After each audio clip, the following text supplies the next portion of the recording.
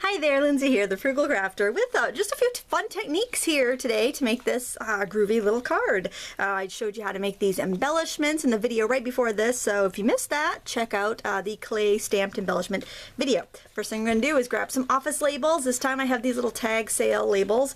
They're from Avery, and I'm going to grab some dark brown ink. What I have here is close to cocoa. Any dark brown dye-based ink, really, anything. I wouldn't use pigment on these on your labels. You could try it. Maybe your labels will work with that. But oftentimes the pigment ink is kind of, it won't dry. Some of the labels have a little bit of a coating on it sometimes and they might not dry. So what I'm going to do is actually just grab these. This is different than what I used on the background of that because I didn't really care for that too much. So I'm just going to randomly, basically create a background. And, you know, don't worry about mess ups. Don't worry about stamping the edges of the stamps. These were one of those sets of wooden. They just got this really thin, like, plywood on the back, like from a bookstore many years ago. We're not going to see most of this, so you can really be kind of fun and free and easy with this. It's a great icebreaker to start a day of crafting. I think, you know, making a tag is just a great way to get in the groove for the day. And some people ask me, like, they say they want to do tags, but they're like, what on earth do you use these tags for? I'd love to make them, but I don't, you know what to use them for. Well, bookmarks, you can use them for gift tags, you can just stick them on a card. Like if you've got just a plain brown card here, I got just a plain brown card that I put some stamping on. You could just stick it on a card and mail it like that, and the person can keep it for a bookmark or whatever. You know, you don't have to, you don't really have to have a reason to make a tag. It's fun, and it's a great way to kind of warm up. It's like doing your stretching before you exercise. It's just a great warm up. And I'm just going to use my color duster and a little bit of caramel ink to kind of color this a little bit. We're going to color it a few different ways. See what I said about it being a great icebreaker here? I think I need to re-ink that ink pad. I'm going this other one too, this apricot color, which is, I don't know, reminds me of like kind of a sandstone-y color, and that's kind of what I'm going for here. This is apricot appeal, and I'm pretty sure it's discontinued. I think I got a re-inker before they completely got rid of it. I basically want to warm up the color of these labels, though. That's my goal here. And I love the color dusters. So much fun to work with. There, I'm getting a nice golden sandy color to that. And now to add some texture, I'm going to use this. You may have one of these. It's a color spritzer from Stampin' Up, and I like it because I can use whatever markers I have. And I do find the Tim Holtz Distress markers work really good with this tool. I know I've said they're not my favorite, but they work really well with this. Probably because of their juiciness. I don't know. Maybe because they're newer than some of my other ones. And now they're not working that hot. You have to kind of play with it and move the, there we go. Now I'm getting some color. Probably move this tag out of the way so I don't get color where I don't want it. I'm just putting some spritzes. I'll bring that up a little bit closer so you can see that. Can you see the little sagey flecks in there? Like right there in the corner. I'm going to do this with a couple different colors. And you want to use the brush tip end of this. If you don't have this, this I think was like 12 bucks or something. I don't even know if they still make it. Got mine a few years ago.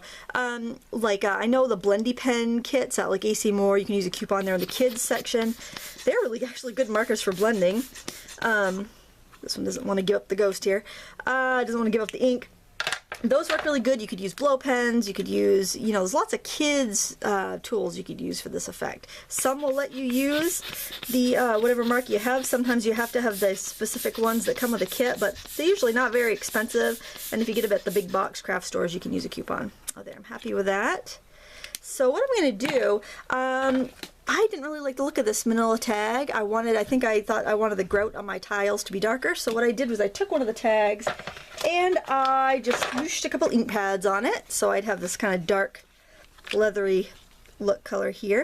And I'm going to use my contact paper. It's a dirty old piece of contact paper, the same one I used in the last tag video I showed you where we used the office labels, and the one I used in that. So it's been used a few times. And I'm going to use it to pick up my my stuff. And the cool thing about this, I'm going on a dark color, so even if I do get some schmutz on the contact paper, it's not going to make a difference. So you gotta burnish it down good. especially the more you use a piece of contact paper. I'm using the back of my fingernail to do that. The bone folder probably would make more sense because it's bigger. And you do kind of have to help it along to lift those tags up onto the contact paper. These are quite old, so so you may even find that your paper will split a little bit, as in the you may find that the adhesive, there's like several layers in that paper. You may find that like part of the layer will come out in contact paper and part will want to stick. Oops, I'm getting some sticking to my fingers and coming off the contact paper. I may need to go to a new piece of contact paper. Alright, why don't I pause this while I try to lift off the back on this, and we'll be back in just a second. Okay, I'm back. I did manage to keep this piece of contact paper in these labels. I thought I might have had to stamp them over again. Don't pay attention to the top row. It's a little off, but you know what? This is old tiles. Those look like old tiles, so they shouldn't be perfect. Anyway, that's my story anyway, and I am sticking to it. So what I'm going to do, I know that last row is not going to be part of this tag, so I am just going to try to center it up, layer it up, center it up the way I want it. And now I have to do another feat of magic here and peel off the contact paper, leaving the labels intact, and they stick into that. That's good. They're sticking to that really well. Oh, I'm glad, because I was thinking, oh boy, this is going to be one of those videos. Probably similar to most of my videos. And I am just going to pick up some of those extras and add them to the top of my tag here.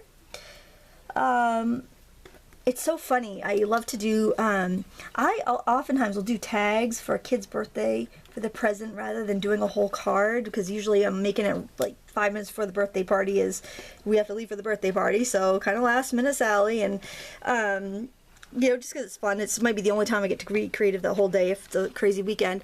And the kids tell me they keep their tags, and moms will tell me they hang them on their wall or they use them for bookmarks. So I always like to do that and put a kid's name on it too. It's kind of nice. Alright, so that's our tag. I wanted to try something different because I used just a manila tag here. I wanted to see how different it would look on a darker tag. So it looks quite a bit different, and I like it. Alright, so I want to stamp this Cocopelli here and make it look a little granity, kind of like marble or granite, with that multicolored look, and we're going to do a technique called thumping for that. But what I like to do when I'm doing a marker technique like that, to save a little time, I often want to ink up my stamp first, and this stamp is by About Art Accents. That's a large Cocopelli stamp, and this ink pad is getting a little dry, but I knew I needed to use it, and I didn't want to re-ink it right before I did a video, because sometimes you get some unfortunate globs, and I don't need any more handicaps when I go to make a video. I think you all know that. Now that it's all inked up, it's nice and glossy, I can hold it to the light and see that it's shiny. Well, you can't really see that on camera, can you? There you go, a little bit shiny, shiny. Now I'm going to just kind of thump a few different colors on there. I turn the stamp as I go so that I get a nice random pattern. And this will just give me that nice stony flecked look. Do it with a few different colors. All these water-based markers will work really well together. I got some old Whispers ones by Sugarloaf. I got those, I got a big package of those for, just 36 of them for like 15 bucks, because I was able to use a coupon way back when they used to, I don't think they make them anymore. I got La Plumes. I've got Tombos. I used a Tim Holtz in the brush, in the sprayer, you know, so I use them all. They all really work pretty well together. They're really not all that different from each other. I do say that I like the Mementos an awful lot right now, and I like the Tombos an awful lot, but there's lots of good markers. You can definitely use them, and see, I can see that's nice and shiny. I'm gonna breathe on this to make it nice and moist, and then I'm gonna stamp it on my paper. I could have been a little more conservative and gotten 2, but we're doing a video. I don't always think straight when I'm doing a video. Alright, now this is photo paper. It's not glossy cardstock, but it's going to dry nice and quick for me, and that's what I want. So what I'm going to do is trim this out at my paper cutter and come back, and we're going to add a little bit of warm color to the background using this color duster. So see you in just a second. I'm really glad I paused the video when I did, because I turned around and realized I had clay cooking that I'd completely forgotten about. I need to really invest in a kitchen timer down here. I could just steal the one I use in the kitchen. Lord knows I don't use it while I'm cooking. Alright, and I am just, since that photo paper, you wouldn't want to do this right away with glossy paper because the ink would still be wet, but with photo paper, you can go right on over the next second and dust on some other colors. Again, I'm using the apricot color that we used on the on our little labels there. And this is just to take away the stark white of the photo paper. This was just some leftover stuff that I couldn't use in my printer anymore. And the thing I noticed about using photo paper instead of glossy paper is that your colors remain a lot more vibrant on the photo paper than the glossy paper. It also dries a lot quicker. The thing that there's a lot of techniques you can't do on photo paper because it just dries too quick. So photo paper dries quick, but a lot of the techniques you can do. So I want to add a little fibers, and I've got this ribbon yarn. And I've also got some wispy taggy yarn here. I don't know what this is called. I had the wrapper, but I think I just threw it away. Get this out of the way.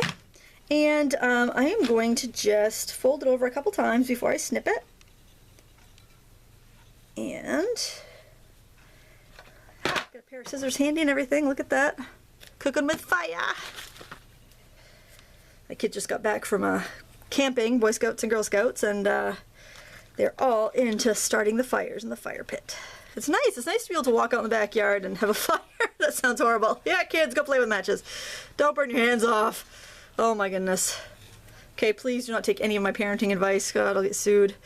Well, there we go. We got our fibers in there, and then I'm just going to snip through my loops here. You could have it fuller even if you wanted. It's completely up to you. This is a great embellishment for a scrapbook page too, because it's so big and you can make a whole border out of just one tag, which is kind of a nice way to break up a page and to add some interest and add a little excitement to your photos. Alright, now I'm going to wrap this, because this is my original here. I'm going to wrap some twine around here. Not twine, this stuff I mean. This yarn. If you go to yarn stores, like actual yarn shops, not like your Joann or AC Moore, but actual yarn shops, oftentimes you can buy their leftovers or pay a couple bucks and like cut as much scrap from leftovers that you want. It's a really great way to get that look of tons of different fibers without having to invest in skeins of yarn, especially if you're not a knitter and you're never going to go through it. It's a great way, and it's so much cheaper than getting at the scrapbook supply store. And so for an embellishment, I just did a video on how to make these clay embellishments. So I really like that one. I think that's kind of fun. I'm going to go grab some foam squares and use some foam squares to pop this up. Hold on one side. Oh, you don't have to hold on. Look, I'm so quick. I'm so stealthy. I'm a ninja. I'm a crafty ninja. I'm a crafty ninja. Look at me. I've got my I've got my squares. Woo! It's been a long day. I don't know. If you read my blog, you've heard about my my do-it-yourself home adventures and the botched kitchen floor that one day I decided I was going to rip up my old kitchen floor without a plan, really. And that was back in May, and my husband got sick, and we got all that taken care of, and he's great now. But the floor was still in a state of disarray. So today we actually had a professional, or 3 professionals actually, come in and fix it. Now I have a lovely checkerboard, black and white diner, 50s diner style floor in my kitchen. So much better than the sticky monstrosity that was there. Because the thing is, when you rip up like those old cheapo peel and stick tiles, your floor is incredibly sticky afterwards. And I was using Goo Gone and everything I could think of, and I could not get the sticky off of my floor. It was awful. I'm getting the hot glue across the room, by the way, in case you were wondering where I went. I'm over here with the hot glue. There we go. Okay, there's our fantabulous tag in all of 13 minutes. I hope it was worth the wait. I hope it was worth the 13 minutes of your life that you just spent watching this. Oh my gosh. Well, if it was, you know what? Give me a thumbs up. Subscribe if you haven't already. And if you like this video, you can, of course, share it, because sharing is caring. Don't you know? So there you have it, folks. Thank you so much for watching. And until next time, happy crafting.